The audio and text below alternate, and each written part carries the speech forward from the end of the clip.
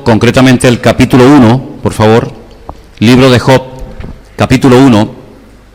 Mientras están buscando el pasaje, decirles que hablando con algunas personas en Israel sobre este libro y sobre este personaje, algunos me llegaron a decir que no puede ser que hubiera un hombre llamado Job, porque consideran que es prácticamente imposible que un ser humano pueda soportar tanta presión y tantos problemas y tantas pruebas como las que este hombre, según nos cuenta y nos narra el libro, tuvo que aguantar.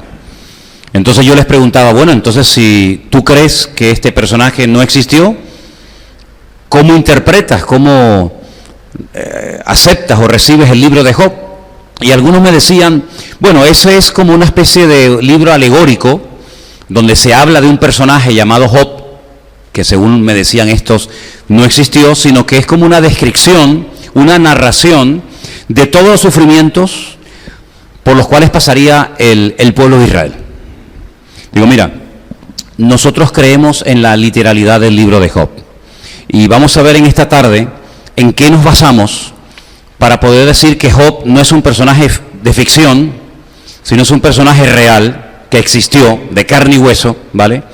Y que por supuesto pasó las pruebas más grandes. Yo creo que quitando al Señor Jesucristo en el Nuevo Testamento, la persona que más sufrió, la persona que más fue probada en todas las áreas de su vida, sin lugar a dudas, fue Job. Porque Job no fue solamente probado en un área, digamos en el área familiar, o en el área económica, o en el área, digamos, de la salud, sino que, como bien saben ustedes, Job fue probado en todo. Es que no quedó nada de la vida de Job que no fuera zarandeada y que no fuera sacudida. Creemos que hubo un hombre en la zona de lo que hoy en día sería Arabia, la parte oriental de Arabia Saudita, donde vivía este personaje, que se remonta al tiempo del patriarca Abraham. Algunos consideran que es uno de los libros más antiguos de la Biblia. Por supuesto, mucho más antiguo que la ley de Moisés, que se escribió mucho tiempo después. Estamos hablando de un personaje muy importante de la Escritura, y en el capítulo 1 vamos a leer algunas cosas interesantes. Probablemente en este tiempo ustedes lo han leído en algún mensaje, en alguna enseñanza de Anderson, pero vamos a volver a leerlo. Capítulo 1 del libro de Job, presten atención por favor, dice así. Pueden seguir si quieren la lectura en la pantalla. Hubo en tierra de Uz un varón llamado Job, y era este hombre perfecto y recto, temeroso de Dios y apartado del mal. Le nacieron 7 hijos y 3 hijas. Su hacienda era de 7,000 ovejas, 3,000 camellos, 500 yuntas de bueyes, 500 asnas y muchísimos criados. Y era aquel varón más grande que todos los orientales. Versículo 4. E iban sus hijos y hacían banquetes en sus casas, cada uno en su día, y enviaban a llamar a sus 3 hermanas para que comiesen y bebiesen con ellos. Acontecía que habiendo pasado en turno los días del convite, Job enviaba y los santificaba, y se levantaba de mañana y ofrecía holocaustos conforme al número de todos ellos, porque decía Job, quizá habrán pecado mis hijos y habrán blasfemado contra Dios en sus corazones. De esta manera hacía todos los días. Un día vinieron a presentarse delante del Señor los hijos de Dios. Sabemos que eran los ángeles, ¿no? Entre los cuales vino Satanás. Y le dijo el Señor a Satanás, ¿de dónde vienes? Y respondiendo Satanás al Señor le dijo, de rodear la tierra y de andar por ella. Y el Señor le dijo a Satanás, ¿no has considerado a mi siervo Job? Que no hay otro como él en la tierra, varón perfecto y recto, temeroso de Dios y apartado del mal. Satanás le responde al Señor y le dice, ¿acaso Job teme a Dios de balde? ¿No le ha acercado alrededor a él y a su casa y a todo lo que tiene? Al trabajo de sus manos has dado bendición, por tanto sus bienes han aumentado sobre la tierra. Pero extiende ahora tu mano y toca todo lo que tiene, y verás si no blasfema contra ti en tu misma presencia. Le dijo el Señor a Satanás, he aquí todo lo que tiene está en tu mano, solamente no pongas tu mano sobre él. Y salió Satanás de delante del Señor. Y un día, Aconteció que sus hijos e hijas comían y bebían vino en casa de su hermano el primogénito, y vino un mensajero a Job y le dijo: estaban arando los bueyes y las asnas paciendo cerca de ellos. Y acometieron los sabeos y los tomaron y mataron a los criados a filo de espada. Solamente escapé yo para darte la noticia. Aún estaba hablando cuando vino otro que dijo: fuego de Dios cayó del cielo, que quemó las ovejas y a los pastores y los consumió. Solamente escapé yo para darte la noticia. Todavía estaba hablando y vino otro que dijo: los caldeos vinieron en 3 escuadrones y arremetieron contra los camellos y se los llevaron y mataron a los criados a filo de espada. Solamente escapé yo para darte la noticia. Entre tanto que hablaba, vino otro que dijo: tus hijos y tus hijas estaban comiendo y bebiendo vino en casa de su hermano el primogénito, y un gran viento vino del lado del desierto y azotó las 4 esquinas de la casa, la cual cayó sobre los jóvenes y murieron, y solamente escapé yo para darte la noticia. Entonces Job se levantó, rasgó su manto, rasuró su cabeza y se postró en tierra y adoró. Y dijo: desnudo salí del vientre de mi madre y desnudo volveré allá. El Señor dio y el Señor quitó. Sea el nombre del Señor bendito. ¿Cuántos dicen amén? ¿Alguno de ustedes les haría ilusión? ¿Están orando para que las cosas que le sucedieron a Job te ocurran a ti? A veces oramos y decimos: Señor, me gustaría tener la sabiduría de Salomón. Me gustaría tener la fe de Abraham, ese espíritu de obediencia, ¿no? O la valentía de David. Pero ¿alguno de ustedes sinceramente ha orado para tener las pruebas de Job? ¿Por qué? ¿No les hace gracia? ¿Verdad que no? Generalmente tenemos la tendencia los cristianos de huir de las circunstancias que consideramos negativas. Es como un espíritu de supervivencia, ¿no? Es decir, de todo lo malo hay que huir. Y consideramos que a veces las pruebas son malas, cuando la Biblia nos enseña que es todo lo contrario. Las pruebas no son malas. Los problemas que nos buscamos por nuestra mala cabeza sí son malos. Los caminos que transitamos ajenos a la voluntad de Dios no son nada buenos.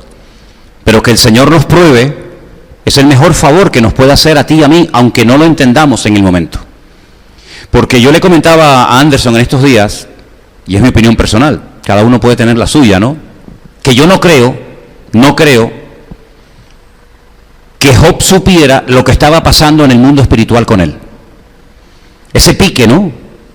Esa especie de apuesta, ese deseo de ver blasfemar y de ver claudicar a Job por parte de Satanás, y esa seguridad tremenda que tenía el Señor en su siervo, eso fue algo que pasó allí en la eternidad, algo que pasó en la presencia de Dios, pero yo estoy convencido de que Job no tenía ni idea de lo que estaba pasando. Porque si así hubiera sido, pues ya no tenía gracia la prueba. Si tú entiendes todo lo que te está pasando, pues ya no es una prueba. Porque yo dije hace tiempo, no sé cuántos de ustedes se acuerdan, que una de las características de la prueba es que no entendemos lo que nos está pasando. Las pruebas tienen unas características. Y una de las características de una prueba que Dios está mandando a mi vida es que no entiendo nada. Incluso puede ser que hasta me enfade y diga: ¿pero por qué a mí? ¿Por qué siempre me tiene que caer a mí esta situación? Incluso puede ser que hasta te puedes enfadar y rebelar con Dios, diciendo: bueno, estoy orando, estoy asistiendo a la iglesia, estoy leyendo tu palabra, estoy haciendo las cosas lo mejor que puedo, lo mejor que sé. ¿Por qué me tiene que venir a mí ahora esta prueba en mi matrimonio? O en mi economía, o en mi salud, o con mis hijos, o con mi esposa, o con mi marido, o con este hermano, yo qué sé, ¿verdad? Y yo creo que Job en ningún momento sabía lo que entre Dios y Satanás habían hablado. Ahora, no cabe la menor duda de que lo que ocurrió en la vida de Job, por esa especie de conversación privada entre Dios y Satanás, hoy en día no se podría dar. No se podría dar. Algunos se preguntarán: ¿y por qué? Porque la posición de Satanás en aquel momento no es la posición de Satanás hoy en día. Satanás en aquel tiempo, como hoy en día, anda suelto. Satanás no está atado en el infierno sin poder moverse. La Biblia dice que él está como un león rugiente buscando a quien devorar. Si estuviera en el infierno quemándose y siendo destruido, no podría estar dando vueltas por la tierra como un león rugiente buscando a quien devorar. Pero Satanás hoy por hoy es un ser vencido por la sangre y el nombre de Cristo. Y en aquel momento Satanás todavía no había sido vencido por la cruz del Calvario, por la cruz de Cristo, por el sacrificio de Cristo, como hoy en día lo es. Digamos que es como una especie de preso en libertad condicional. ¿Cuántas personas en Estados Unidos están esperando el día de la ejecución? Y a veces pasan años. Eso sí que es una tortura, ¿eh? Que llegues al juicio, que te digan culpable, condenado a muerte, pero pasen 20 años o 15 o lo que sea. Comes todos los días, creo, no lo sé si puedes recibir alguna visita, puedes ver la televisión, puedes salir al patio, etcétera, pero estás condenado a muerte. Puedes vivir una vida, entre comillas, normal, si se puede llamar así, pero estás condenado a muerte.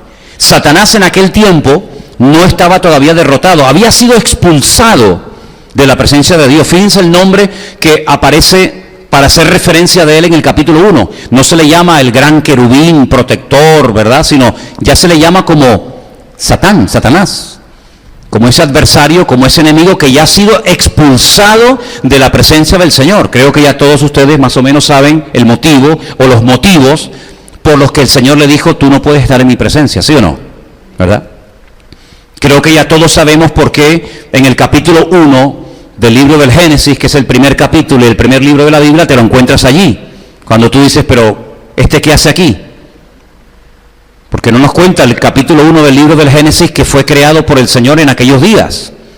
Como fue creado Adán, como fue creado Eva, como fueron creadas las cosas, pero allí está. Por lo tanto, ya él existía previo a la creación de Adán y de Eva. Y ya él había caído, él ya estaba en tierra, él no estaba en la presencia del Señor. Él ya no era un ser protector maravilloso, sino que él ya era alguien que quería hacer caer al hombre en tentación. Ya lo vemos ahí tentando a Eva, y después Eva tentando a su marido, ¿verdad?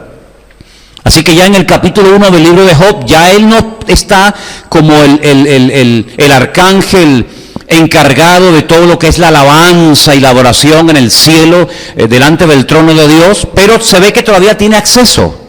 Dice que los hijos de Dios, ese nombre no les confunda, porque si tú tienes en tu mente ese capítulo y ese versículo de Juan 1:12, que dice que los que reciben al Señor y le confiesan como su Salvador, reciben el título de hijos de Dios. Si tú con esa información te vas a interpretar Job capítulo 1, te puedes hacer un lío, porque los hijos de Dios en aquel momento era la expresión que se utilizaba para hablar de los ángeles, no de ti y de mí, no de creyente, de gente que ha nacido de nuevo, sino era un título que en aquel momento, no hoy, en aquel momento recibían los ángeles, los hijos de Dios.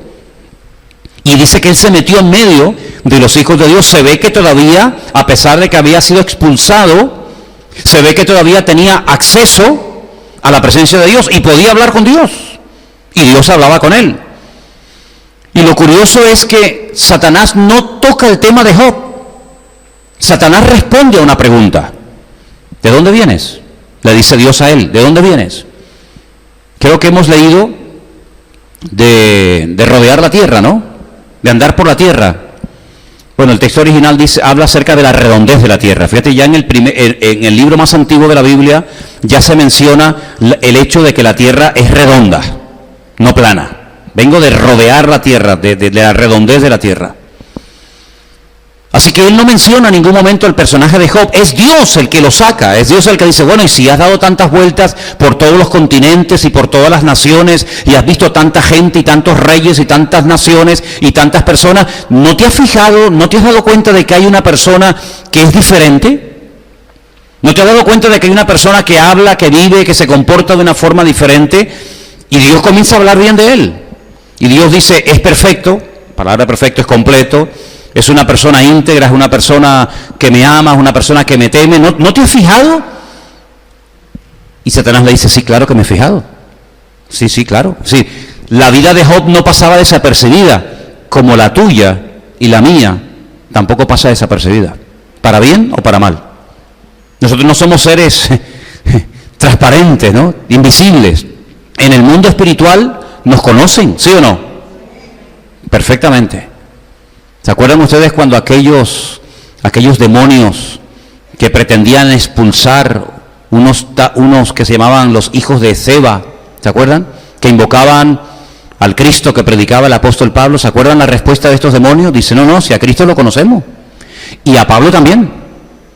Pero a ustedes no sabemos quiénes son. Si no reconocemos la autoridad de ustedes.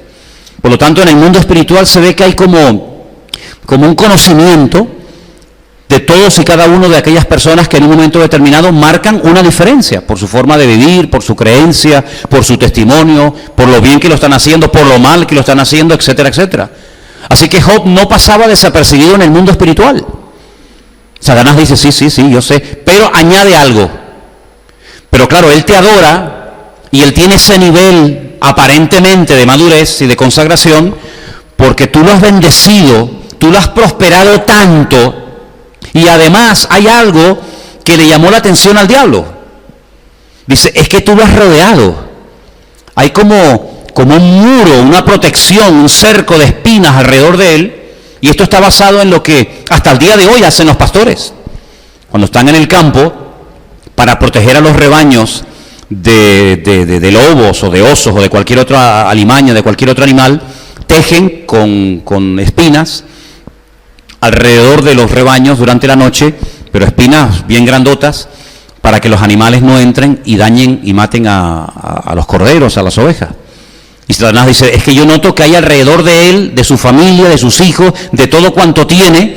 Ahora, me llama la atención que la espiritualidad del padre no era la espiritualidad de los hijos. Dios realmente de quien está presumiendo es de Job, no de los hijos de Job. Pero Satanás cuando habla de la familia de Job dice, es que tú también tienes rodeado a sus hijos. Bueno, y eso es algo bonito, ¿no? Porque vemos que, como dice Pablo en la carta a los Corintios, que el hombre creyente santifica a su esposa y a sus hijos inconversos. O viceversa, ¿no? La esposa creyente puede llegar a santificar, en cierto sentido a proteger, a bendecir a su marido, a sus hijos inconversos. Eso es muy bonito saberlo, ¿verdad? Entonces, Satanás le hace una propuesta a Dios. Dice, mira, quítale esa protección y ya verás cómo blasfema y habla mal de ti en tu misma presencia.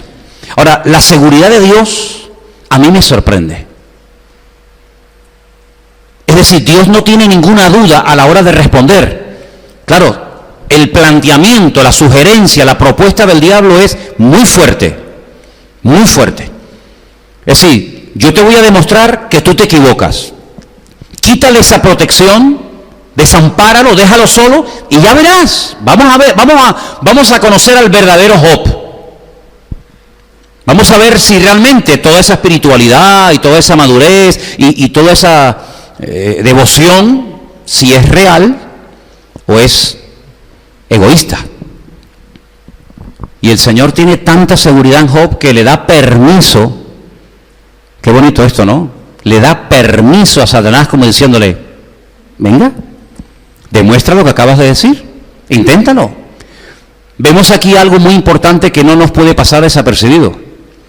Que Satanás, a pesar, y no se sorprendan por lo que voy a decir, ni se tiren de los pelos, Satanás no es un imbécil. Satanás es un ser tremendamente poderoso, ¿Cómo dice, hermano? Sí, se lo vuelvo a repetir por si no me entendió. Satanás es un ser tremendamente poderoso. El que esté vencido, el que esté a raya por la obra de Cristo es otra cosa. Pero que tiene un poder destructivo impresionante, no le quepa a usted ni la más mínima duda. Jesús, hablando de él, dijo, es un ladrón que viene para hurtar, para matar y para destruir. Esos tres adjetivos los dijo Cristo acerca de este personaje. Es un ladrón que viene a hurtar, a matar y a destruir. Y hermanos, seamos sinceros, ¿consigue a veces Satanás sus objetivos con ciertas y determinadas personas, con naciones, con familias? ¿Sí o no? No le quepa a usted la menor duda. No le quepa a usted la menor duda. El único personaje de la Biblia, escúcheme bien lo que le estoy diciendo, cuando la Biblia lo describe a él, el día de su creación, no vamos a leer ahora los pasajes, tal vez en su momento lo haremos, El Señor dice, acabado en hermosura. Cuando terminó de crear a Adán, dijo, y vio Dios que era bueno. Pero cuando terminó de crear este personaje, dije, acabado en hermosura. El sello de la perfección, lleno de sabiduría. Si los atributos, los piropos, permítame la expresión, que el Señor utiliza para hablar de este personaje, no los utilizó nunca para hablar de ningún ser humano. Acabado en hermosura. ¿Cómo creó, cómo puso Dios a Adán y a Eva en el jardín del Edén? Desnudo, como la madre los trajo al mundo. ¿Sí o no? Así, desnudito. ¿Cómo era la vestidura de Satanás o de Luzbel en aquel momento? Léalo en la Biblia. Ahí está en Ezequiel, ahí está en Isaías.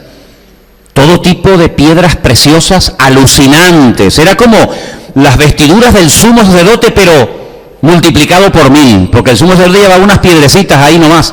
Pero este tenía un acabado, era algo espectacular. Incluso algunos dicen que al estar tan cerca de la presencia del Señor con la luz de Dios, cuando irradiaba esos colores sobre lo que se divide la luz, ¿verdad?, en 7 colores diferentes, Él los proyectaba. Satanás entiende todos los idiomas del mundo, todos. Alemán, francés, hebreo, arameo, griego, español, japonés, chino, todos los idiomas del mundo Él los conoce. Se sabe la Biblia de memoria. Dígame usted un cristiano, un pastor, que se sepa la Biblia de memoria. Yo no conozco a nadie. Él se la sabe de memoria. Conoció personalmente a Jesucristo. Ha hablado personalmente con Dios. Personalmente con Dios. La Biblia limitó al hombre hasta el punto que dijo que el hombre no puede ver a Dios porque si le ve cae muerto. Sin embargo, Satanás veía a Dios y no se moría. ¿Qué le parece? Y hablaba y salía. Satanás habló con Cristo en el desierto en varias ocasiones y no cayó tumbado al suelo, patas arriba, como una cucaracha. Es capaz de recorrer la tierra así, en décimas de segundo. Dice, vengo de recorrer la tierra. Oye, la tierra tiene muchos miles de kilómetros de circunferencia y Él las recorre así como nada. Sabe perfectamente de matemática, de arqueología, de química. Bueno, y en cuanto a la música ni le cuento. El tema favorito del diablo es la música, el arte, la literatura, todo eso le fascina y lo utiliza muchas veces para volver loca a las multitudes con todo tipo de instrumentos, etcétera, etcétera, ¿no? El día que Dios creó al hombre utilizó barro, lo más bajo. No utilizó oro, ni piedra, ni platino, barro, polvo. Y le recuerda, polvo eres y al polvo serás. Pero la Biblia nos enseña que cuando el Señor creó a este personaje, utilizó piedras preciosas y lo dotó de una sabiduría y de una hermosura espectacular. Y todo eso, cuando Él se va de la presencia del Señor, o mejor dicho, cuando lo expulsan de la presencia del Señor, todo ese conocimiento, toda esa sabiduría, todo eso, se lo llevó. ¿Qué te parece? Y por eso cuando se presenta delante de la presencia del Señor, Él le dice, no, si yo sé quién es Job, yo sé perfectamente cómo se llaman sus hijos y dónde vive y qué edad tiene y si está casado, si está soltero, sé absolutamente todo de él, pero también sé que si tú lo pones a prueba y me permites a mí quitarle todo, te vas a llevar la mayor desilusión de tu vida con este personaje del cual ahora estás presumiendo y fanfarroneando. Y el Señor le dijo, venga, dale. Y ahí dice que salió de la presencia del Señor este ser terrible y se ensañó. ¿Sabes? Se ensañó con Job de una forma tremenda. Y todo lo que le pasó, dice que le ocurrió en un día, si no fue en un plazo de 20 años, ¿no? Sino que le estaban contando una desgracia y aún no habían terminado de contársela, ¡pum! Y venía el otro.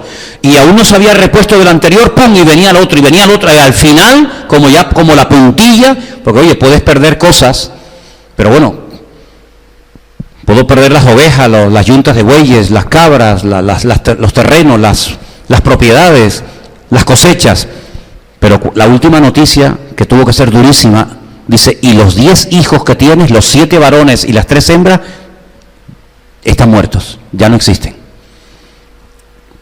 Saben ustedes que el número 7 es el número de la perfección, ¿verdad? Y Job tuvo la perfección en la familia, tenía la familia perfecta. La familia perfecta. ¿Cuántos varones tiene? 7.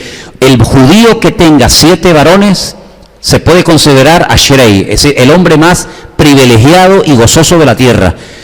Solamente veo en la Biblia 2 hombres que tuvieron 7 hijos, varones. A Job, ¿y quién era el otro? Isaí, el padre del rey David. 7 hijos varones. Por eso, cuando nació el octavo, en cierto sentido fue como una tragedia, porque rompía la perfección familiar. Y por eso David muchas veces se consideraba como el último de la fila, ¿no? En pecado me concibió mi madre. Tenía que estar en pecado cuando Dios permitió que yo naciera. Así que tenía los 7 varones y tenía 3 hembras. Bueno, pues ni uno le quedó con vida. Porque, oye, el perder un hijo tiene que ser duro, ¿no? Pero el perder los 10, yo creo que no hay ninguno de nosotros que sea capaz de poder entender lo que tiene que sentir un padre cuando pierde a todos sus hijos y toda su fortuna y toda su herencia y todo en un día. Ahora, los traductores de la Biblia, los que hacían las copias de la Biblia, y esto lo compartíamos anoche, se quedaron tan sorprendidos por lo que pretendía Satanás con este hombre, que blasfemara, que hablara mal de Dios, que cuando tradujeron, vamos al capítulo 1 un segundito, cuando tradujeron el texto, no pusieron la palabra maldición, porque les parecía muy fuerte, y pusieron la palabra bendición. En Job capítulo 1, versículo 12, le dijo el Señor a Satanás: he aquí todo lo que tienes está en tu mano, solamente no pongas tu mano sobre él. Salió Satanás de delante de la presencia del Señor. Pero lo interesante es que lo que Satanás quería es que maldijera el nombre del Señor. Y les pareció tan fuerte que Job pudiera llegar a maldecir el nombre de Dios, que en las copias de la Biblia no aparece la palabra maldición, sino la palabra bendición, porque les parecía, ya digo, muy duro que Job pudiera llegar a maldecir el nombre del Señor. Así que en nuestra Biblia pone, porque es así, el objetivo era que maldiga a Dios, que hable mal de Dios. Sin embargo, en las Biblias, en los textos que tenemos del hebreo, aparece la palabra bendición, porque ya digo, les parecía muy fuerte que un hombre, después de pasar por esas pruebas, terminara maldiciendo al Señor. Ahora, a mí me da la impresión de que el que llevaba ahí en esa casa la espiritualidad y el orden, realmente quien lo llevaba era Job, porque yo no veo a la mujer de Job una mujer muy espiritual. ¿Ustedes la ven muy espiritual? ¿Y a los hijos? Yo veo a los hijos que están todo el día de fiesta. Claro, eran hijos de papá, eran ricos, eran millonarios. Hermano, la lista de lo que tenía Job, hoy en día mucha gente no lo tiene. Tenía miles. Todo lo que Job tenía siempre habla de miles y no sé qué, miles de no sé cuántos, miles de edad. Era un hombre tremendamente multimillonario, tremendamente rico. Ahora, no nos confundamos, una cosa es tener y otra cosa es ser. Y Satanás creía que por lo que tenía, Job era un hombre espiritual. Sin embargo, Job dejó bien claro para toda la historia de la humanidad, hasta nosotros hoy en día, que él no era maduro por lo que tenía, sino él era maduro y espiritual por lo que era y por el Dios al cual él conocía. Ahora, yo me he preguntado, ¿de dónde sacó este hombre esta madurez? Porque este hombre nunca fue a ningún culto. Este hombre no conoció el concepto iglesia. Este hombre nunca fue al templo de Jerusalén. Este hombre nunca leyó la Biblia. No, es que la Biblia no se había escrito ni una letra. ¿De dónde tenía este hombre tal conocimiento, tal madurez? Incluso lo que me llama la atención es que presentaba sacrificios.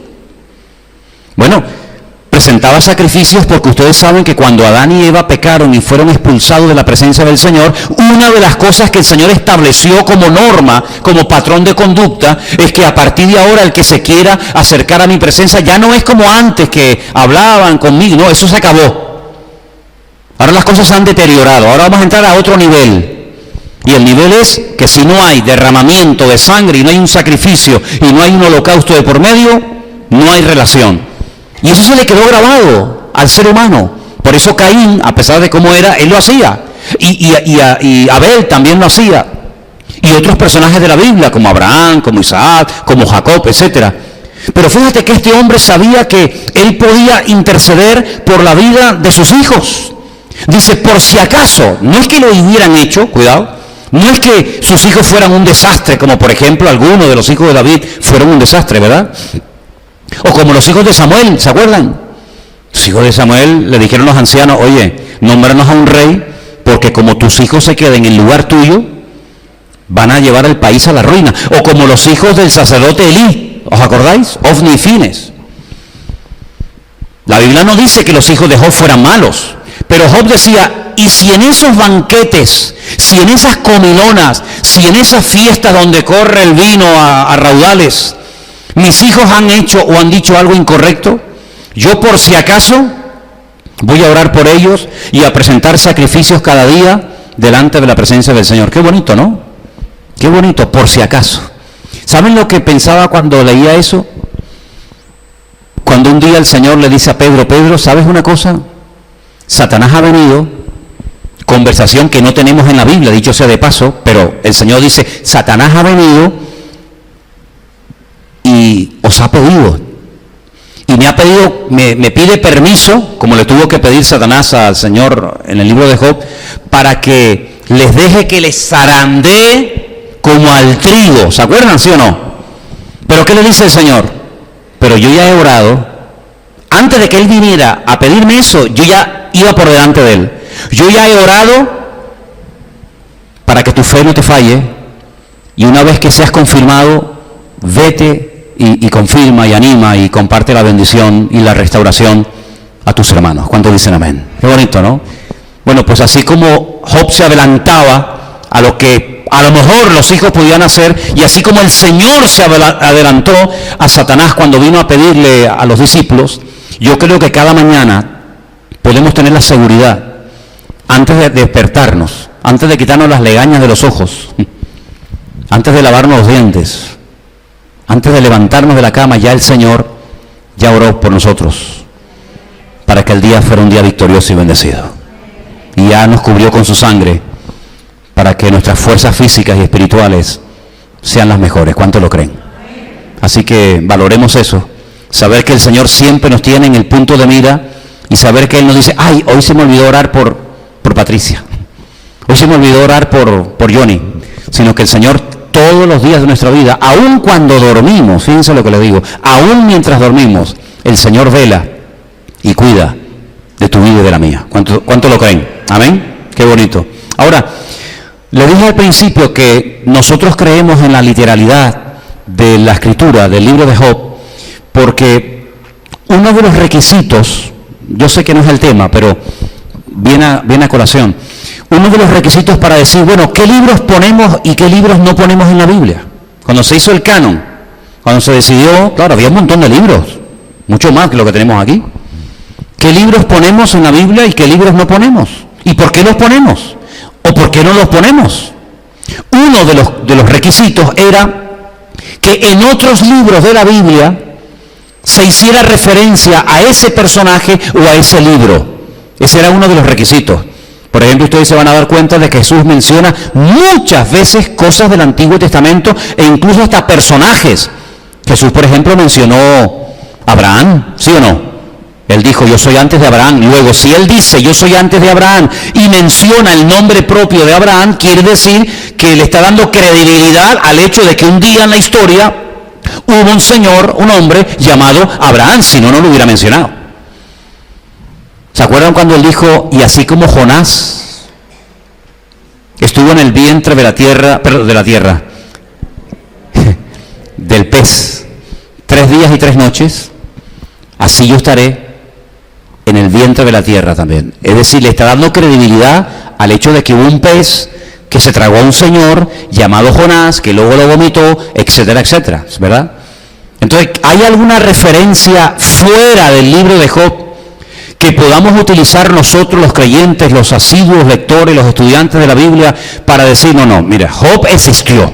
Esto no es un mito, ni es un libro simbólico, sino que en otros pasajes de la Biblia se habla de Job. Sí, lo hay, hermano, y déjeme que lo leamos en esta noche. El primero está en el Antiguo Testamento, Ezequiel, capítulo 14, por favor, versículos 14 y 20. Escuche. Ezequiel 14 dice, si estuviesen, es Dios el que está hablando, ¿no? En ese momento, la situación del pueblo Israel era terrible, y dice el Señor, si estuviesen en medio de ella, en medio de la tierra, estos 3 varones, Noé, Daniel y Job, ellos por su justicia librarían únicamente sus propias vidas, dice el Señor. ¿Qué personajes se mencionan ahí? A Noé, aquel del arca, a Daniel, el profeta, cuyo libro está en la Biblia, y a Job. Luego no son mitos, sino son personajes reales que existieron, y se le menciona. En el mismo capítulo, pero al verso 20 dice, y si estuviesen en medio de ella, Noé, Daniel y Job, vivo, yo, dice el Señor, no librarían a hijo ni a hija. Fíjate, ya la maldad de ustedes es tan grande que aunque tú fueras como Noé, aunque tu espiritualidad y tu madurez fuera como la de Daniel o como la de Job, ya no sería como cuando Job protegía a sus hijos, sino que ya eso no. Ya hoy en día la maldad es tan grande que mira, se librarían ellos solos, pero ni a sus hijos ni a sus hijos, sino que solamente ellos, por su justicia, serían librados y serían salvadas sus propias vidas. ¿Te das cuenta? Entonces ahí, en ese libro de Ezequiel, se da credibilidad al hecho de que hubo un personaje llamado Job. ¿Amén? Pero hay más, sí, hay otro más. Santiago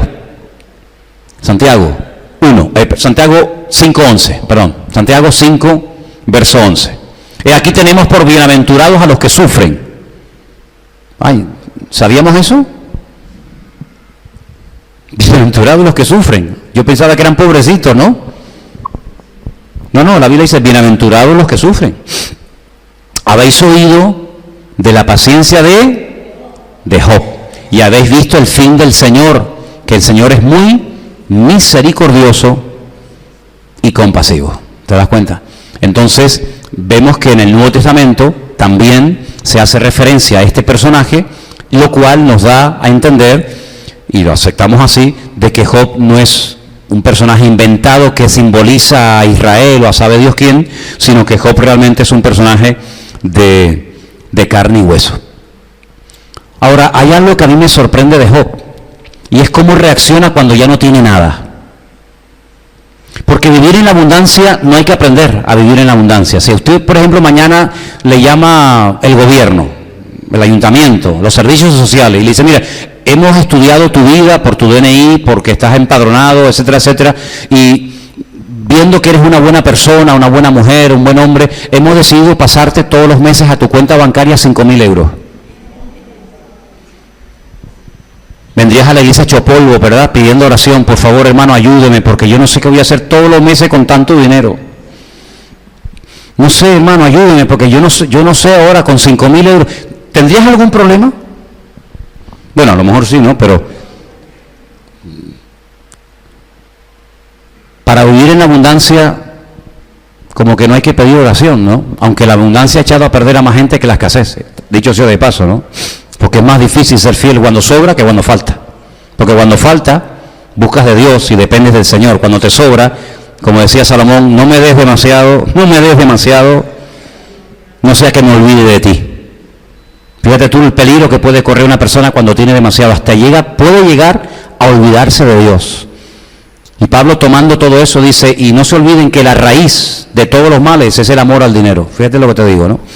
Entonces, lo que me llama la atención es ver que Job no perdió la paz, no perdió la fe, no perdió la confianza en el Señor cuando no tenía nada. Aquí dice en nuestra versión en español que se sentó sobre ceniza. Esto es lo que hacían los que estaban pasando un problema muy grave en su vida. Generalmente los que estaban de luto se cubrían con telas de silicio, se llenaban de ceniza.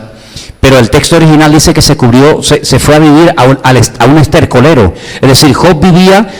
Nosotros lo vimos cuando estuvimos en Kenia, cuando abrimos aquella obra en Kenia, ¿se acuerdan? Enfrente de una iglesia evangélica, bueno, Armando lo sabe porque estuvo allí conmigo, enfrente de una iglesia había ¿cómo se llama? Un vertedero de basura inmenso, donde la gente iba y rebuscaba basura y entraban perros y animales y aves y de todo. Esa era la condición en la que vivía Job. Si de ser el hombre más rico, imagínense, no sé, por decir a alguien, ¿no? Bill Gates. Imagínenselo aquí en un vertedero de basura, hecho polvo, enfermo, tirado, sin un duro, sin amigos, sin familia, sin nada. viviendo en un vertedero de basura. Sí, el cambio fue brutal, pero no un cambio que fue poco a poco hasta llegar ahí, sino de la noche a la mañana, hermano, de la noche a la mañana, de tenerlo todo a perderlo todo, familia, hijos, salud, absolutamente todo. Llegó a contraer una enfermedad que aquí dice que era como una especie de, como de sarna, pero realmente la palabra que aparece es como pústulas que supuraban pus. Era algo tan, permítame la expresión, tan asqueroso, que cuando llegaron los amigos de Job, benditos los amigos, porque si esos son los amigos, ¿cómo serían los enemigos, no? Cuando llegaron los amigos de Job, dice que estuvieron una semana mirándose entre ellos, diciendo, ¿y qué le decimos? Dice que no sabían ni qué decirle. Lo mal que lo verían. Sin familia, sin hijos, sin salud, sin nada, pero con algo que fue lo que lo sostuvo y lo mantuvo: su confianza y su fe en el Señor. ¿Cuántos dicen amén? Hermanos, que si la vida nos golpea y perdemos capacidad económica o física o lo que sea, que el diablo nunca nos logre arrebatar nuestra confianza y nuestra fe en el Señor. Porque las cosas van y vienen, ¿verdad? Pero nuestra confianza en el Señor tiene que estar por encima de que se me rompió el coche, por encima de que la maldita lavadora no me funciona y el chiquillo me suspendió todo en el colegio y ahora no tengo trabajo. Mire, nuestra fe tiene que estar por encima de todas esas cosas. Amén, hermanos. Pablo decía: he acabado la carrera, he peleado la buena batalla, pero he guardado la fe. Gloria a Dios. Quiero en esta noche llevarles a Romanos capítulo 8, los versículos del 35 en adelante. Romanos 8, del 35 en adelante, lo tenemos ahí en la pantalla. ¿Lo tienen, hermanos? ¿Quién nos podrá separar del amor de Cristo? No dice qué, dice quién. Y ahora comienza a mencionar cosas como si fueran cosas, como si fueran personas. Porque podría haber hecho la pregunta: ¿qué nos puede separar del amor de Cristo? No, dice quién. Como dando a entender que detrás de la tribulación, por detrás de la angustia, por detrás de la persecución, siempre está la misma mano negra del diablo. Porque por detrás de aquellos animales que se morían así de repente, por detrás de aquellas casas que se derrumbaban, por detrás de aquellos niños de aquellos jóvenes que se morían, por detrás de aquellas cosechas que así de golpe y porrazo se pudrían, siempre había alguien, y ese alguien siempre es el mismo, el ladrón, el que viene a hurtar, a matar y a destruir. Por eso dice: ¿quién nos podrá separar? Y ahora menciona cosas, ¿no? Tribulación, angustia, persecución, hambre. Oye, un cristiano puede pasar hambre. ¿A usted quién le dijo que no? Ay, hermano, no me diga eso. Bueno, yo no sé lo que a usted le enseñaron ni me interesa. Yo lo único que sé, que Pablo, cuando menciona la lista de sus sufrimientos personales como siervo de Dios, menciona los ayunos y el hambre. Y si no, léalo. Dice: yo he pasado hambre por Cristo. Porque ayunar no es pasar hambre, aunque se pasa hambre, ¿no? Pero uno no ayuna para pasar hambre. Y Pablo dice: muchos ayunos y hambre también ha pasado por el Señor, ¿eh? Y ahí él dice que hambre, desnudez, peligro, espada, es decir, guerras, conflictos armados, como está escrito. Y ahora se remite a la palabra, que eso es muy bueno saberlo: por causa de ti somos muertos todo el tiempo, somos contados como ovejas de matadero. Antes, en todas estas cosas, dice Pablo, somos más que vencedores por medio de aquel que nos amó. ¿Y quién fue el que nos amó? El Señor Jesucristo. Por lo cual estoy seguro, esa seguridad no hay que perderla nunca. No podemos ser dubitativos en cuanto a nuestra fe. Hoy sí, mañana no, ahora creo no. Estoy seguro, si no me muevo de aquí, que ni la muerte, ni la vida, de los dos polos opuestos, ¿no? La muerte y la vida, ni ángeles, ni principados, ni potestades. Esos son demonios, ¿eh? Porque Pablo en Efesios 6 dice: principados, potestades, gobernadores de las tinieblas, ¿sí o no? Ahí lo menciona: ni principados, ni potestades, ni lo presente, ni lo porvenir. ¿Por qué no menciona el pasado? ¿Se lo olvidó? No, es que usted y yo no tenemos pasado. el Señor lo perdonó y lo olvidó y lo echó a lo profundo de la mar. El pasado está en su cabeza, está en su mente, pero no en la mente de Dios. Ay, es que yo fui malo, es que yo hice. Bueno, usted lo dirá, pero Dios perdona siempre, que hay arrepentimiento, y Dios olvida siempre. ¿Cuántos dicen amén? Por eso Él menciona el presente y el futuro. El pasado no, porque el cristiano no tiene pasado.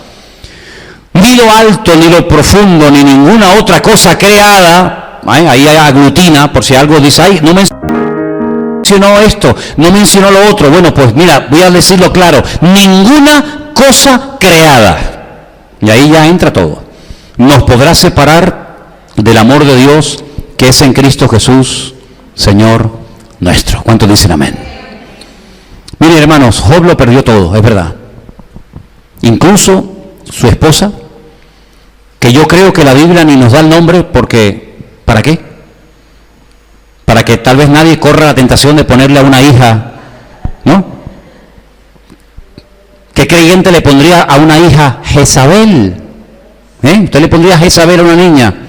Una vez me dijo alguien, es que es un nombre muy bonito. Digo, sí, pero si tú supieras quién fue Jezabel, ¿verdad? Caín, ¿cómo le va a poner al niño? Ay, le voy a poner Caín. O aquel peor todavía, Tubal Caín, no, que ya suena como, ¿no? Como a poseído, ¿no? ¿Cómo se llama el niño? Tubal Caín, madre mía. El niño con los ojos en blanco, ¿no? ¿Verdad? Ni se menciona, pero fue aquella que le dijo a su marido, ¿cómo es posible que después de todo lo que te ha pasado y nos está pasando, cómo es posible que no hayas cambiado ni un ápice? ¿Cómo es posible que te mantengas ahí firme? Claro, los amigos de Job, que cuidado, los amigos de Job, injustamente, se ha dicho a veces cosas que no son correctas. Los amigos de Job tenían un conocimiento de Dios impresionante, no eran inconversos que venían y se inventaban. Mira, esa canción, ¿saben esa canción? Ahora la vamos a cantar cuando termine la reunión. Esa canción que yo cogí la letra y le puse música. Si tú dispusieres tu corazón, ¿saben? Esa es una letra impresionante. Eso es una letra tremenda. A mí hace un tiempo me dijo un hermano, ay, ¿sabes que hay una canción tuya que está en la Biblia? Digo, no, es al revés. Es al revés, yo la saqué de la Biblia. David no me copió, yo lo copié a él, ¿no? Pero esas palabras son de uno de los amigos de Job. Tenían un conocimiento de Dios tremendo, la madurez, la profundidad. Oye, es que muchas veces, les digo sinceramente, hermano, y es la pura realidad, el libro más difícil de interpretar de la Biblia no es el Apocalipsis, no es Daniel, es el libro de Job. Es que a veces no sabe quién está hablando, si está hablando Dios, si está hablando Job, si está hablando estos hombres. Es que eran hombres con una madurez tremenda, pero había algo que no entendían. Era algo que no les cabía en la cabeza. ¿Cómo es posible que si tú eres tan bueno y tan santo y tan maduro y tan espiritual te esté pasando lo que te está pasando? No les entraba en la cabeza, porque ellos relacionaban abundancia y prosperidad y tener con ser una persona bendecida. Y una persona que es un pelagato, que es un pobre desgraciado, que no tiene comida, que está enfermo, que no tiene ropa, que la mujer lo abandona, que los hijos se le mueren, es que Dios no está contigo. Pero es que hoy en día pasa lo mismo, ¿sí o no? Hoy en día hay iglesias que te dicen qué coche tiene, qué ropa usa, cuántos kilómetros tiene su coche, vive bien, vive. Entonces que Dios le está bendiciendo y prosperando. Pero como usted a lo mejor tenga el más mínimo problema, no, entonces tú no tienes. Pero ¿acaso toda prosperidad viene de Dios? ¿El diablo es pobre o es rico? Pregunto yo, ¿el diablo es pobre o es rico? La única vez que dijo una verdad es cuando le dijo, si te postras todos los reinos de la tierra te los doy. Porque a mí me los ha dado ¿quién? Dios. Dice, tú eres el príncipe de este mundo. Yo soy el rey del universo, pero tú eres el príncipe de este mundo. Por lo tanto, queridos hermanos, no confundamos el tener con decir, bueno, Dios está conmigo, porque hay miles o millones de gente que no creen en Dios y son ateos y hasta son satanistas y tienen mucho más dinero que miles de cristianos hoy en día. Así que no te confundas, ¿no? Como tengo, es que Dios está conmigo, no me digas. Sin embargo, Job se dio cuenta de que lo único que era seguro en esta vida, que nadie le podía quitar, era su confianza en Dios. Mira, los hijos, oye, se murieron. Doloroso, pero es la pura realidad. Tú tienes un hijo y se puede morir. Tú Tú tienes un coche, se puede romper, tienes una casa, se puede derrumbar, tienes una cosecha, se puede pudrir. Todo eso es posible y pasa, porque el sol sale para buenos y para malos. Pero hay algo que el diablo no nos puede quitar, y es nuestra fe y nuestra confianza absoluta en Él. ¿Cuántos dicen amén? Entonces Job tenía esa seguridad tan grande que al final del libro, y mira tú por dónde, cuando yo venía ahora en el barco estos días, venía leyendo el último capítulo del libro de Job. Al final del libro, estos amigos tienen que entender de que ellos tienen un concepto de Dios distorsionado. Dios sí puede hacer cosas que a ti ahora no te entran en la cabeza, pero Dios sí quiere, como Él dijo, Dios te puede dar o Dios te puede quitar. Usted sabe que hay 2 capítulos en la Biblia que son idénticos, son iguales. Los compartía con Anderson estos días. Idénticos. Es el capítulo cuando habla de el censo. ¿Se acuerdan cuando David hizo un censo? La diferencia entre un capítulo y otro es que uno está en un libro y cientos de años se escribió en otro libro. Uno está en Crónicas y otro está en Samuel. Hay diferencia de siglos entre uno y otro, y un capítulo empieza diciendo que Dios incitó a David para que hiciera un censo, y ahí vino una ruina terrible, y miles de personas murieron. Y el otro capítulo, que dice exactamente lo mismo, en vez de empezar diciendo que fue Dios el que le pone en el corazón, el que incita a David a hacer un censo, dice, Satanás incitó a David para hacer un censo. Entonces dice, ¿cómo puede ser? El mismo capítulo, la misma historia, la misma persona, el mismo censo, pero ¿por qué en uno dice Dios y en otro dice Satanás? Porque en aquella época, cuando el escriba, el autor de ese libro que dijo Dios incitó a David, no se aceptaba, no se creía, como los amigos de Job, que Dios pudiera mandar o permitir ciertas y determinadas pruebas, circunstancias o desgracias al ser humano, sino que todo lo malo viene del diablo y todo lo bueno viene de Dios. Pero después de siglos, Israel y los escribas aprendieron que cuando no se anda bien delante de Dios, el enemigo puede tomar lugar. Y de ahí que la Biblia diga, no le deis lugar al diablo. No le deis lugar al diablo, porque como le des, lo va a tomar. Entonces, por eso entendemos que el que le puso algo malo en el corazón a David no fue Dios. El que le puso un deseo de hacer algo malo a David en su corazón fue el otro, fue el diablo. Pero en aquel momento de la historia, los amigos de Job, que eran creyentes, eran gente madura, con un conocimiento de Dios elevadísimo, no les cabía en la cabeza que si él era tan bueno, se le pudiera morir los 10 hijos de golpe en un día. Algo malo tiene que haber en tu vida que nadie sabe, y esa es la razón por la que tu familia no funciona, y esa es la razón por la que tu economía no funciona, y esa es la razón por la que tu enfermedad no se sana, y esa es la razón por la que te pasa esto y esto, y siempre usted va a encontrar a lo largo del camino creyentes, hermanitos y hermanitas que le vendrán y le dirán, ay hermana, pero dígale como aquel hombre escribió en aquella carta, la última que escribió en su vida, todos me abandonaron. Incluso algunos se fueron al mundo, creyendo que el mundo les ofrecía algo mejor que estar conmigo, pero el Señor estuvo a mi lado y me dio fuerzas y me libró de la boca del león para que pudiera cumplir con mi ministerio. ¿Y saben lo que dijo Job? Hay expresiones, hay frases en el libro de Job que son espectaculares, pero espectaculares, ¿eh? Job dice, aunque Dios me mate, lo seguiré adorando, porque yo sé que Él está vivo. ¿Pero quién habla así? Alguien que está en la cumbre, ¿no? No, alguien que está tirado, hecho polvo. Aunque tú me mates, yo no claudico, porque yo sé que tú estás vivo. Pero va más allá, porque él creía en la resurrección. ¿Quién creía en la resurrección en aquellos tiempos? Nadie. ¿Había acaso resucitado a alguien? No. Pero Job dijo, aunque mi carne se deshaga, aunque yo me despedace, aunque yo me muera, yo sé que yo con mis ojos volveré a ver a mi Redentor. Él está creyendo que va a resucitar.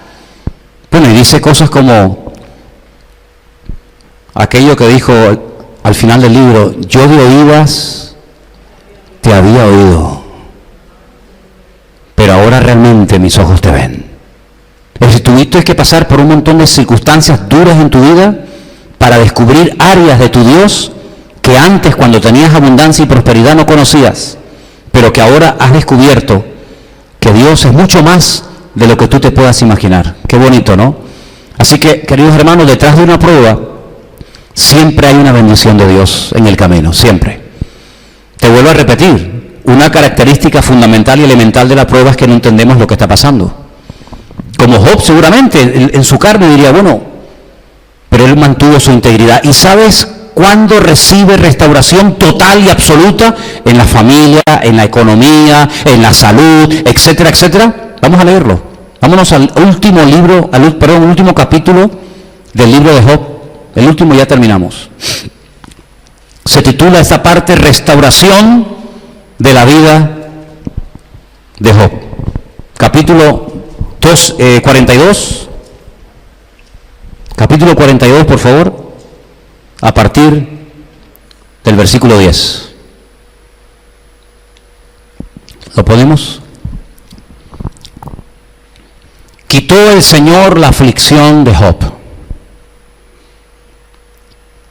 La quitó el Señor, no que comenzó a tener otra vez un montón de cosas.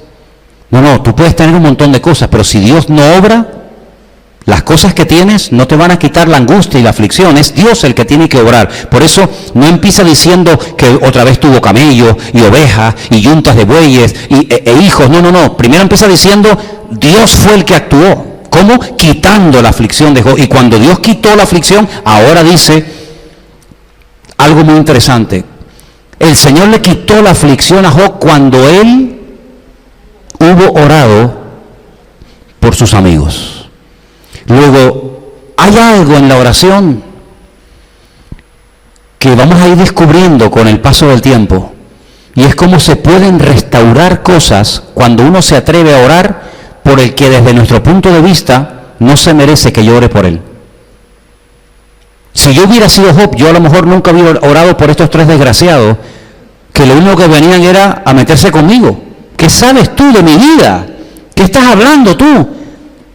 Si Job era un hombre generoso, un hombre buenísimo, y tú me estás acusando de cosas que yo en mi vida he hecho, ni se me han pasado por aquí. Estás hablando de la más absoluta ignorancia e injusticia. Sin embargo, Job no guarda ese rencor, ese resentimiento, porque el rencor y el resentimiento te llevan a la amargura, y la amargura te lleva a la depresión, y la depresión te lleva a la muerte. Entonces dice la Biblia que cuando él ora por sus amigos, no dice por sus enemigos, dice por sus amigos, es cuando el Señor aumenta al doble todas las cosas que habían sido de Job. Gloria a Dios. Oye, ¿no será que a lo mejor tienes que perdonar de verdad y orar de verdad para que Dios traiga restauración? Imagínate que así fuera. Imagínate que lo estás pasando mal en la economía, en la familia, en todo, y ahora resulta, no me lo quites, déjalo ahí, el anterior.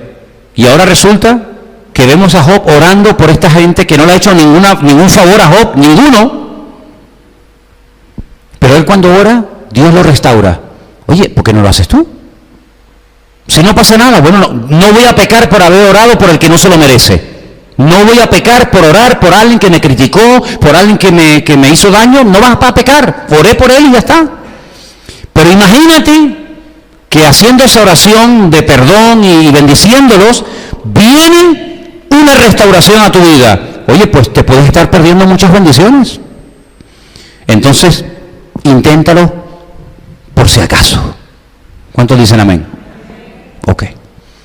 El Señor quitó la aflicción, ahora sí, el 11. Vinieron a él todos sus hermanos. Ahora vienen. Ahora, ¿no? Antes no se le acercaban ni las moscas. Bueno, los perros le lamían las heridas a aquel pobrecito que estaba lleno de llagas en el Nuevo Testamento, ¿se acuerdan? Uno que también se llamaba Lázaro. Pero en el caso de Job no se le acercó nadie, ni los perros. Pero ahora sí, ahora vienen los hermanos. Mira, tenía hermanas. Oye, mira, ahora nos enteramos al final del capítulo, al final del libro nos enteramos que tenía hermanas. Oye, qué cosa, ¿no? Vienen sus hermanas, todos los que antes le habían conocido, comen con él pan en su casa, ahora no les da asco estar con él, qué cosa, ¿no?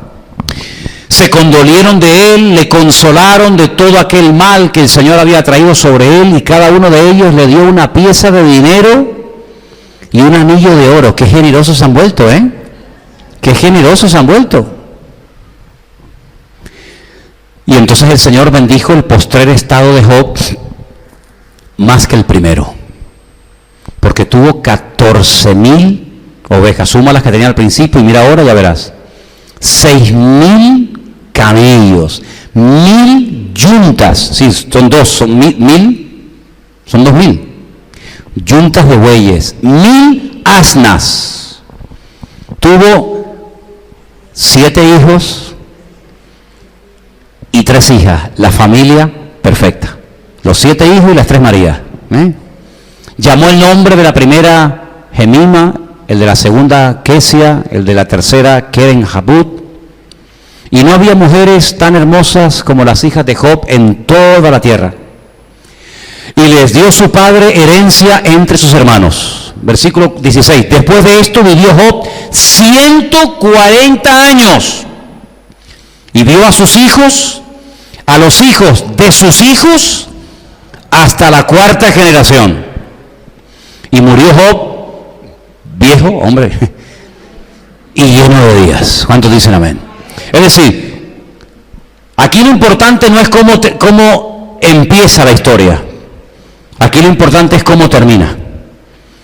Tú empiezas a leer el libro de Job y se te viene el alma a los pies, porque dice, madre mía, Señor se ensañó con este hombre, ¿no? O en la economía, o en la familia, o en lo que sea. Pero vemos que este hombre descubre a Dios en medio de la adversidad de la vida. Vemos que este hombre no claudica, vemos que este hombre no dice, bueno, pero ¿cómo me tratas así? Yo no he pecado para merecer este trato, esto es una injusticia. No, vemos que Job, hay momentos que habla con Dios, hay momentos que le cuestiona a Dios, él no se queja ante los hombres, él va a Dios y le hace preguntas, y entonces cuando termina dice Dios, ¿ya terminaste? Ahora te voy a preguntar yo a ti una serie de cosas, y le hace un montón de preguntas y lo deja con la boca abierta, pero vemos que él se deja tratar por Dios, vemos que él no le da lugar a la amargura, él no le da lugar al cáncer de la fe, que yo lo llamo la queja. Él no se lamenta, él no le echa la culpa, porque eso es muy típico. Cuando algo te va mal, siempre la culpa la tiene alguien menos tú. O es el marido, o es la mujer, o es el gobierno, es el que se fue, es el que vino, es el vecino, es el perro, es el niño. Siempre proyectamos nuestros defectos y nuestras carencias siempre en algo o en alguien. Job no fue nunca así. Job no le echó la culpa nunca a su mujer, no le echó la culpa ni al diablo, no le echó la culpa a Dios, no le echó la culpa a nadie, sino que él dijo, bueno, Dios ahora me está tratando de una forma diferente y por algo será. Él mantuvo su integridad, él mantuvo su fe, él mantuvo su confianza en el Señor. Y dice que el postrer estado, al final, mereció la pena pasar por aquel sufrimiento. ¿Por qué? Porque hay dolores que son una bendición, y los dolores, las circunstancias, las pruebas de la vida, mira, toma nota de esto, si no te acuerdas de nada, recuerda esto, amigo. Los problemas de la vida o te acercan a Dios o te revientan, así de claro. O agachas la cabeza y aprendes lo que tienes que aprender y decir, Señor, perdóname, y lo siento, y aprendo y me dejo tratar y moldear por el Señor, o te haces el tío más soberbio, el tío más orgulloso, pegando patadas, insultando a medio barrio, a media humanidad, y creyendo que tú siempre tienes la razón y que todo el mundo está contra ti. Job no cayó en esa trampa, sino que Job dijo, mira, Dios me dio y Dios me quitó. Y Dios hubo un momento en el que me trató de una manera, y Él, porque es Dios y tiene todo el derecho de hacerlo, ahora me está tratando de otra forma. Y por algo será. Y al final tú no ves a Job amargado, hecho polvo, destruido, un viejo de esto que se queja todo el santo día. Tú sabes que hay gente que se hace mayor y se hacen insoportables. Aquí no hay ninguno. Pero hay gente mayor que son insoportables, todo le molesta, todo. ¿Por qué está la luz encendida? Si me dijiste que la encendía, pues apágala. Apaga la luz. ¿Y por qué no enciende la luz? Pues sí, ¿qué quedamos? ¿La apago o la enciendo? ¿Quieres sopa o qué? Hay gente que se hace mayor, se hacen insoportables. Y no tan mayores a veces también. Pero Job no fue un hombre amargado, un hombre que no lo aguantaba a nadie, sino fue un hombre que amaba a Dios. Porque yo veo que que Job amaba a Dios. Y te vuelvo a repetir y termino. Él no leyó nunca la Biblia. Bendición que tú y yo tenemos. Nunca tuvo un pastor. Y los amigos que tenía, pues, imagínate, tampoco eran como para tirar cohetes, ¿no? Nunca fue un culto. Nunca tuvo alguien que le asesorara correctamente, pero él descubrió que al único que uno se tiene que agarrar y confiar 100% es en Dios. Y cuando uno sabe en quién ha creído, mira, puedes pasar por tormentas, puedes pasar por valles de sombra y de muerte, pero no temeré mal alguno, porque tu vara y tu callado me infunden aliento. ¿Cuántos dicen amén? Así que en esta noche, queridos hermanos, yo les digo que esta historia fue real. Esto no es un cuento, esto no es algo simbólico, esto fue real. Si este hombre pasó por todas estas pruebas, ¿cómo tú y yo no vamos a poder pasar? Si este hombre hace tantos miles de años pudo pasar por estas dificultades y salir victorioso y terminar orando y bendiciendo a los demás, ¿cómo tú y yo, con ese Dios y con su palabra y con su presencia en nuestra vida, con su Espíritu Santo, etcétera, cómo no vamos a poder pasar por dificultades si esas dificultades las ha permitido el Señor para nuestro beneficio? Porque los que amamos a Dios, todo nos ayuda para bien. ¿Cuántos dicen amén? Así que, hermanos, ¿por qué no le damos gracias a Dios esta tarde al Señor? ¿Por qué no cierras tus ojos ahí donde estás? Y le dices al Señor, bueno, tal vez no nos atrevemos a pedirle que nos mande las pruebas de Job. Yo no se las voy a pedir. Pero sí podemos atrevernos a pedirle al Señor, Señor, dame la confianza, dame la perseverancia y dame el espíritu de Job, que consistía en saber que Dios está conmigo. Dios está conmigo. Dale gracias a Dios. Que no tengas que tocar fondo para acordarte de Dios. Que no tengas que caer postrado en una cama de un hospital enfermo para acordarte de Dios. Que no tengas que perder o enterrar a un hijo para acordarte del Señor. Dale gracias a Dios por lo que tienes, aunque te parezca poco. Dale gracias al Señor, porque el Señor nunca te ha abandonado y nunca lo hará. Porque la Biblia dice que aunque nosotros le seamos infieles, Él siempre permanecerá fiel. Te damos gracias por este libro, que lo tenemos en la Biblia para poder leerlo y escudriñarlo y aprender cosas de Él. Te doy gracias por el ejemplo de este hombre, Señor. Nosotros, yo por lo menos no me puedo comparar en nada con él, pero sí te pido, Señor, que si vienen pruebas y dificultades a nuestras vidas, nos ayudes a superarlas y a no perder nunca la fe y la confianza en ti, Señor, porque sabemos que tú tienes todo bajo control y que tú nos amas. Por encima de todo, tú nos amas y nunca vas a permitir que a nuestra vida vengan cosas que nos destruyan, sino que todo va siempre a glorificarte y a obrar para bien. Y yo te pido que hasta de lo malo tú seas glorificado, Señor, y podamos aprender a fuego las lecciones de la vida para que te seamos fieles hasta el último momento de nuestra existencia. Te damos gracias por esta palabra en esta tarde. Recibe toda la gloria y la honra en el nombre de Jesús. Amén y amén. Gloria al Señor.